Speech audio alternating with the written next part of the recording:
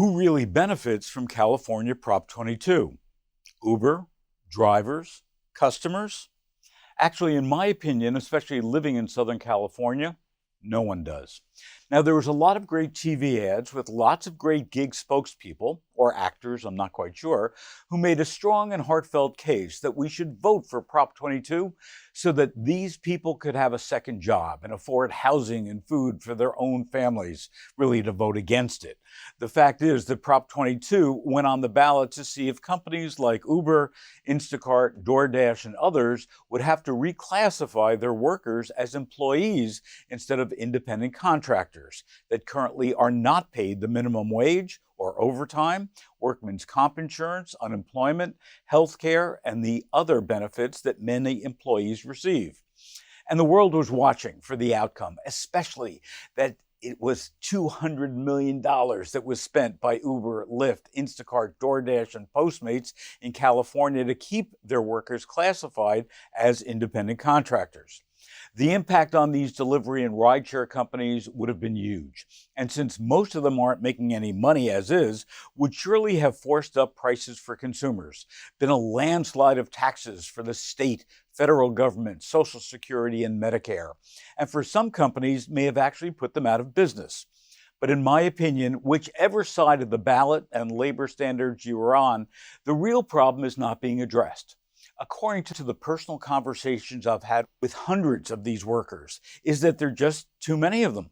Those that might have started a few years ago found the jobs profitable and enjoyable, but now they barely get enough rides or orders to the supermarket to make it worthwhile. Many, especially Uber drivers, have told me that they can barely make their car payments, their insurance, or gas money with the few trips that they actually get. The TV commercials were geared to show us the plight of those workers who just want to pick up a couple of hours a day or a week for some extra money. They didn't talk about those who are depending on these jobs for their livelihood. On a recent order through Instacart, my shopper was working 3 baskets at once for 3 different customers so he could get in as much money as he could. I know this as he was honest enough to tell me when I texted and asked why it seemed like he actually stopped shopping my order.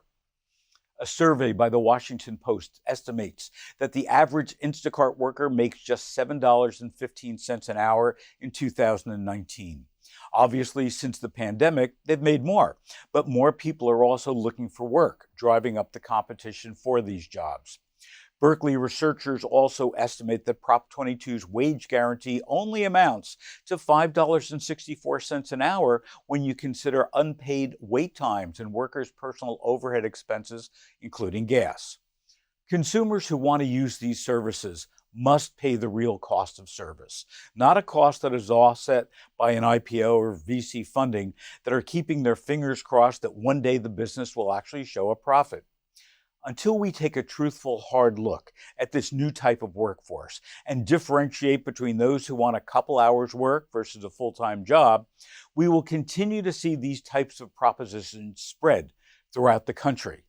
So for a supermarket, it's time to stand up, to pay attention, and to probably do it yourself.